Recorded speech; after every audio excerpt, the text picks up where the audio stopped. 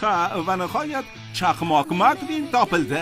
Yana qayerdan deng? Toshkentdagi depo moldan. Ha, homiysini ham o'zgartiribdi. Obbo dilimi, boplabdi. Salom McQueen. Salom Shohjahon, qalaysan? Men zo'rman, Toshkentga xush kelibsan. Xushvaqt bo'l. Menga Toshkent juda ham yoqdi, ayniqsa depo mol. Ha, bu yerga yarashib turibsan. McQueen, menga qandaydir savoling bormi? Ha, senga savolim bor edi. Aytmoqchi, O'zbekistonda menga kim ovoz beradi? Senga o'zbekchada taniqli dublyaj aktyori Abdulhay Otaxo'jayev ovoz beradi. Istaysanmi o'zini ko'rishni? Ha, juda ham xohlardim. Men originalni ko'rsataman. Abdulhay Otaxo'jayev, tanish. Aynan mana shu inson senga ovoz beradi. Qalaysan McQueen, yaxshimisan? Qoyil. Abdulhay aka, chaqmoq McQueen Toshkentda. Qoyil. Do'stim McQueen topilibdi. Juda ham zo'r bo'pti. Ayniqsa bu joyda ko'rdim, bolajonlar, nafaqat bolajonlar, balki kattalarni ham juda qiziqtirib qo'yibdi. Mana shunaqa gaplar o'rtoqlar, depo mol Toshkent, bemalol kelib ko'rishinglar mumkin. Dilimiy gap yo'q, respekt. Qo'y, gap yo'q. Qalay do'stlar? Yoqdimi sizlarga? Maftunaxon, bilasizmi? Sizni birinchi marta ko'rganimdayoq husni jamolingiz, yulduzdek chiriqlagan ko'zlaringiz meni maftun etdi. Hay, qo'ysangchi. Yosh bola bilan teng bo'lasanmi, Bobirjon? Yigit barg'osh yigit. O'zini jentelmenlardek tutuv kerak, tushundingmi? Ali bizni xakerimiz, Bobir esa universitetimiz yulduzi. U qo'shiq aytganda hamma o'zini yo'qotib qo'yadi. Xayr, to'ppa-to'g'ri qiladi. Yo'q degani ham javob. Inglizchasiga bu no bo'ladi. Yura qol. Mashhur bo'lib ketganimda grimxonam oldiga siz xizmatkorlarim aytamiz, sizni umuman kiritishmaydi. U surbet emas, ada.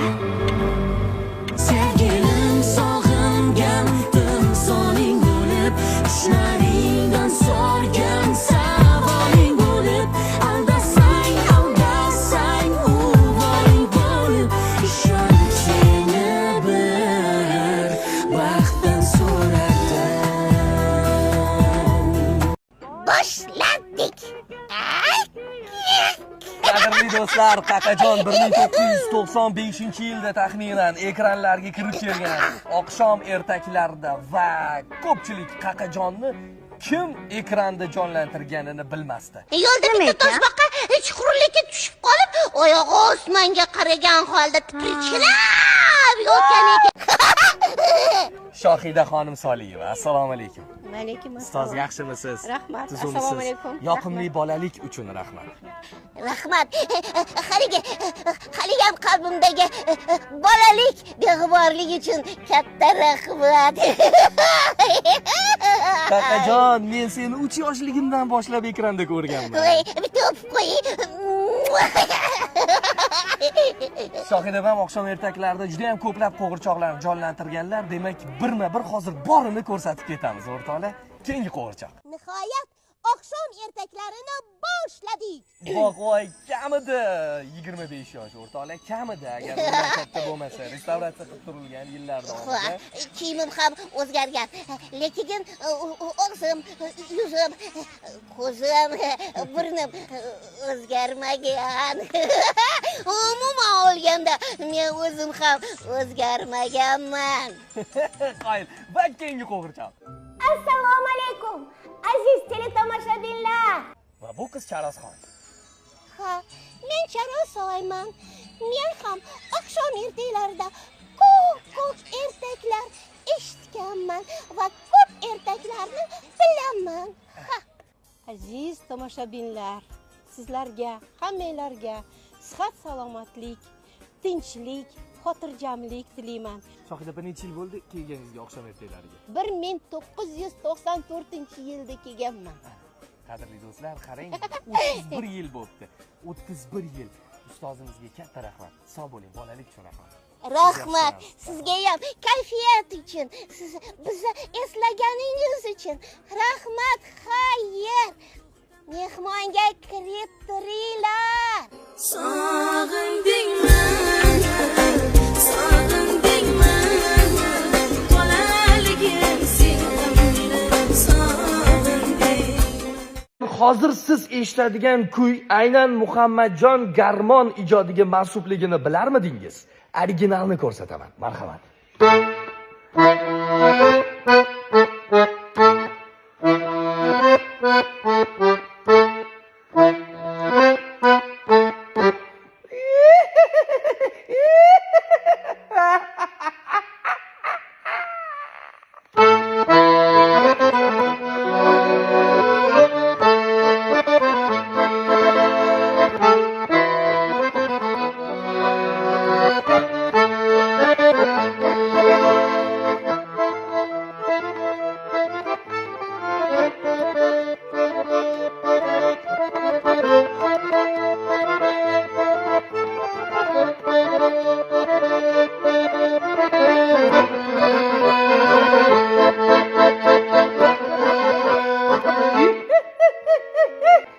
Ha, aziz do'stlar, o'sha teleminiatyuralarning musiqasini aynan Muhammadjon Shokirov yoki xalq tilida Muhammad Garmon yozgan.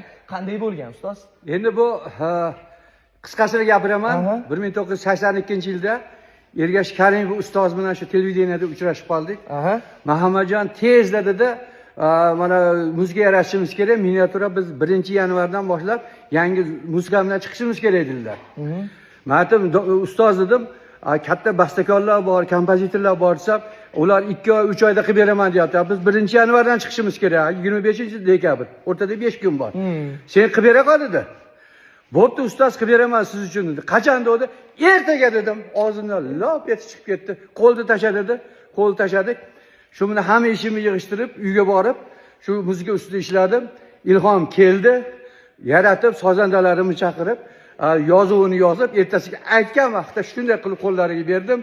Sozni, muzikani eshitib ko'rib, meni mahkam quchoqlab, rahmat ukajonim deganlari hali ham meni qulog'imdan ketgani yo'q. Eshitganimizda tabassum yuguradi yuzimizga. Bu uchun sizga katta rahmat. Umringiz uzoq bo'lsin. Salomat. Sog' bo'ling, salomat bo'ling. Ana shunaqa Muhammadjon Garmon. Diqqat, yuragi bo'shlar, yosh bolalar va homiladorlar bu videoni ko'rmasin. Ruh 5:13. Originalni ko'rsataman.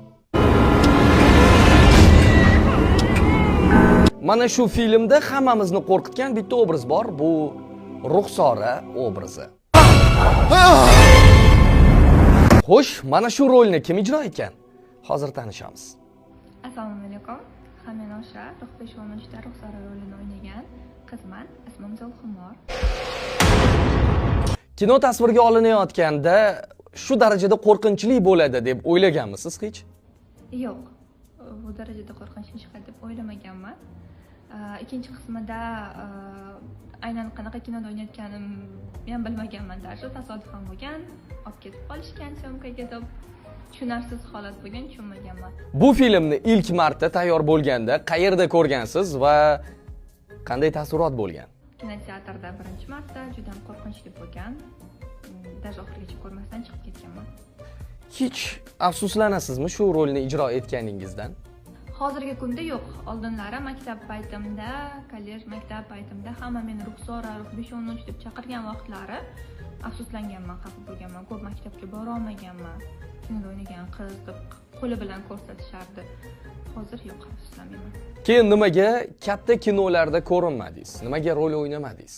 Yo'q, o'ynadim. Faqat u darajada tanilmadim. Sababi ko'p kastinglarga borganman, harakat qilganman aktrisa bo'lishga. Lekin bu ham bitta qo'shtirnochidagi mavzu.